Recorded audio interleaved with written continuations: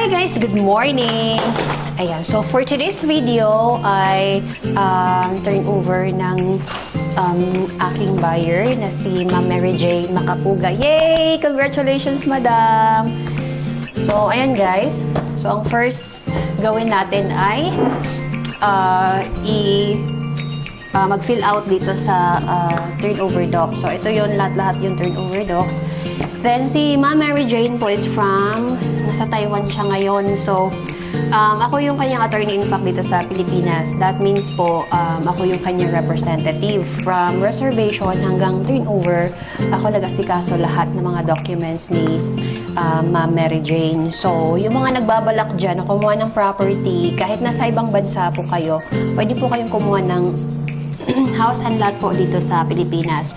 So, ayan. So, ano lang po. Yung attorney in fact or representative, pwede po mga kapamilya nyo po or kaibigan or kahit sino na nandito sa Pilipinas. In my case, mas okay kasi na pag ang ahente po ninyo ang magiging attorney in fact ninyo para mas mabilis yung process. So, eto si Ma'am Mary Jane is 3 months lang siyang naghintay. Kasi RFO unit yung na-reserve niya and then spot cash lahat ng mga kailangang bayaran. So, kaya mabilis lang siya. So, eto yung turnover docs. Medyo makapal guys. So, fill up natin siya. Samahan niyo ako today. Let's go!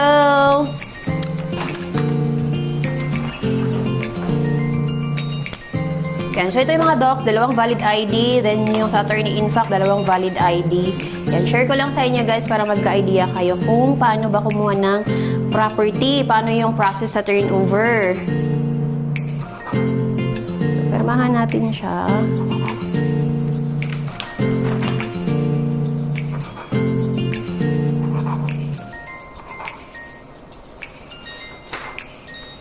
So, ang bilis lang talaga ng ano dito. Ang bilis lang po ng process po nito. So, si Ma'am Mary Jane po ay ano siya, nanood lang siya ng live ko sa TikTok. And then, after 15 minutes, ayan, nag-reserve agad siya kasi yung nakuha niyang unit ay nag-iisang unit na end unit na malaki yung sukat ng lote. Then, maliit lang po yung down payment. Nasa, I think, 8,500 yung down payment po nito. Kaya, grinab ka agad ni Ma'am, Mary Jane. So, bilis-bilis lang naman po kumuha ng property. Basta po may trabaho po kayo, yun yung pinaka-importante, guys. Then, pag nag-reserve po kayo, mag-send lang kayo ng mga documents sa online, sa email. Send nyo lang po sa amin. Then, kami na po bahalang mag-print out. Then, yung mga payment po, diretso nyo na lang po siya sa, sa company namin. Bibigyan po kayo ng account number once na official reserve na po kayo. Then, lahat ng mga payments po, diretso nyo na po sa company namin. Ganun yung mga transaction po dito kay Ma'am Mary Jane Macapuga. So, ganun lang po siya kabilis. 3 months lang talaga po. And actually, umuwi ito si Ma'am Mary Jane noong June. But then, wala kaming chance na magkita kasi more on family bonding nung umuwi siya dito. Yun lang guys. So, mamaya samahan niyo ako. After dito, pupunta tayo sa office ng Peakland and then kakaroon tayo doon ng orientation bago po ibigay sa atin yung susi. So, samahan niyo ako mamaya guys. Yan, punta tayo sa office para isubmit tong documents and then may konting orientation with the developer. But, normally, kapag kami na yung attorney in fact or representative, kami mga agent, hindi na kami in-orient ni Ma'am Russell kasi alam na po namin kung paano namin i-explain sa buyer yung mga dapat niya i-discuss doon. So, mas mabilis pag kami kasi alam na namin yung process po, alam na namin yung anong mga dapat i-discuss sa buyer during turnover. Kasi nakailang na kami dito. Nakailang na ako dito turnover. Siguro, dami na, hindi na mabilang guys. Sobrang dami na po mga OFW. So, ayun, after neto, after doon sa orientation sa office, punta tayo sa unit ng buyer. So, samahan nyo kami guys. And congratulations, Ma'am Mary Jane! Yay! I'm so happy. Kaya yung mga nanonood dyan sa TikTok, kahit nasa abroad kayo, madam, pwede kayong mag-reserve. Si Ma'am Mary Jane kasi, meron naman siyang kamag-anak dito sa Pilipinas. Kaya lang, yung mga anak niya kasi, estudyante. Tapos, laging busy. Kaya, hindi masyadong maasikaso kapag sila yung gawin na attorney-in-fact or representative. Kaya, nag-decide si Ma'am Mary Jane na ako na lang yung gawin na na representative niya para mas mabilis. Which is, totoo naman din talaga. Nag-apply siya March ng katapusan, 28. Nag-reserve siya dito and then na-approve siya ng pag-ibig is June. So, 3 months lang. Dito na tayo sa office. Hanap lang tayo ng parking. Tayo ng slot sa parking. Be my lady, come to me now. You're a broken heart. Ito na lang tayo. Tayo dito, maki-theaters.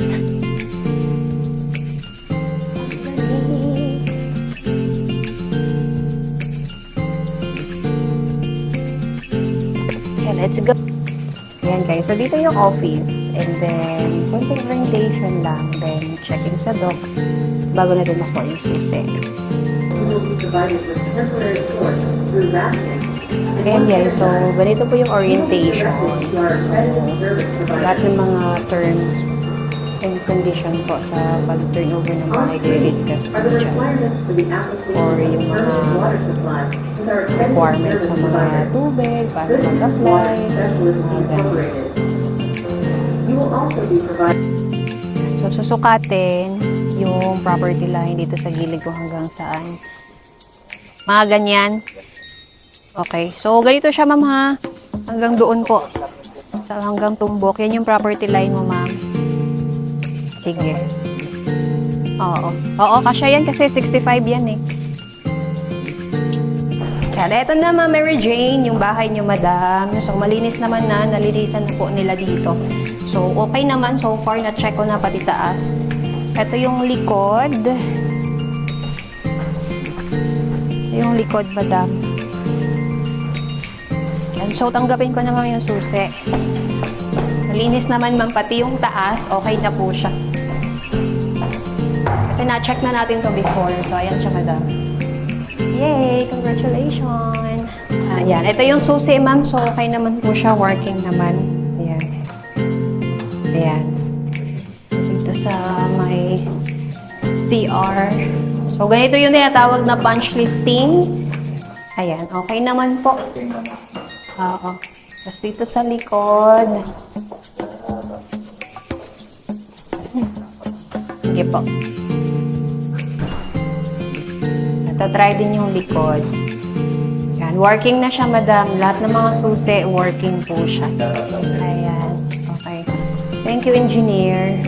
And hi, everyone. So, ayan. Nakuha na natin yung susi ni Ma'am Mary Jane. Ayan. Congratulations again, Ma'am Mary Jane. Makapugay. So, ayan si Ma'am Mary Jane po is from Taiwan. So, thank you, madam, for trusting us. Ito na yung bahay niyo po. Yay!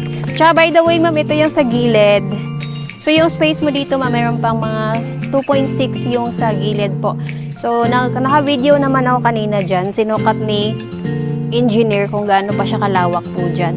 So, kasya dito, ma'am, sa sakyan. So, maganda to kasi, ano lang kayo dito, ma'am? O, 1, 2, 3, 4, 5. Neighbor ka lang dito, ma'am, sa hilera nyo po. So, again, madam, congratulations.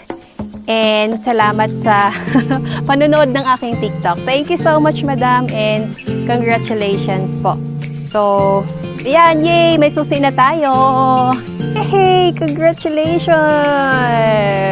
OFW, a buyer from Taiwan. Ayan, si mama isusi na. So, 3 months lang.